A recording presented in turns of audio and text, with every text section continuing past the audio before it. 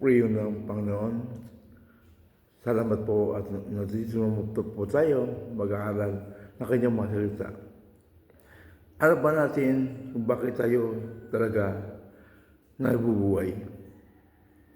At alam ba natin kung ano ang gagawin natin habang tayo'y nabubuhay? Sabi sa Matthew 6:10, upang pagarian tayo ng Diyos, upang sundin natin ang kanyang kalooban. Upang anumang gagawin natin ay ayon sa kalooban ng Diyos. Niloob niyang tayo maging anak ng Diyos ay bigyan pa ng bagong buhay para gumawa para sa Kanya. Hindi para sa ating kalooban lamang.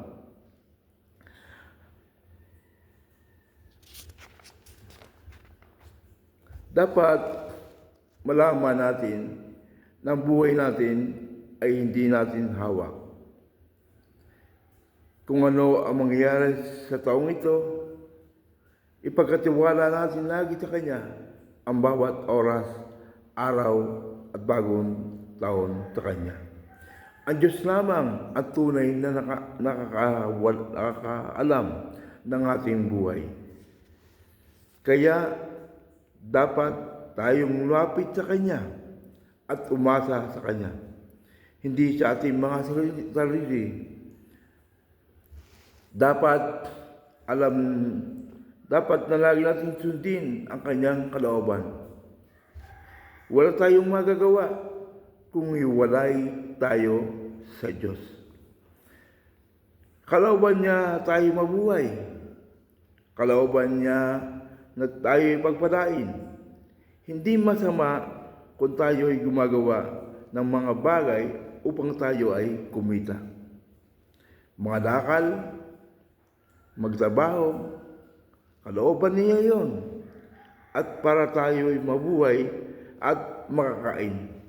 Subalit, kung ang oras mo at panahon ay lagi diyan, nalilimutan mo nang sumamba sa Kanya, makipagtipan sa Kanya, makipanalangin sa Kanya para sa Kanyang kalooban, hindi mo na alam ang inyong ginagawa.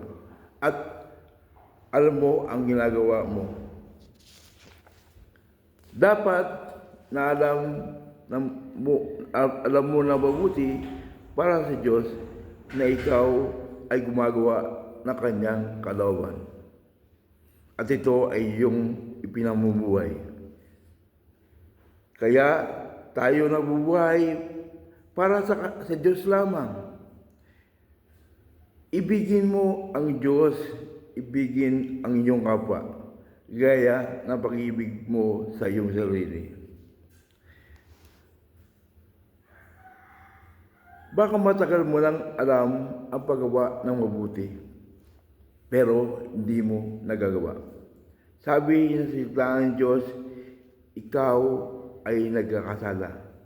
Habang tayo nabubuhay at dagdagan pa ng Diyos ang buhay natin taon-taon, isa lang ang nais ng Diyos sa atin, na magpatuloy tayo na maglingkod sa Kanya.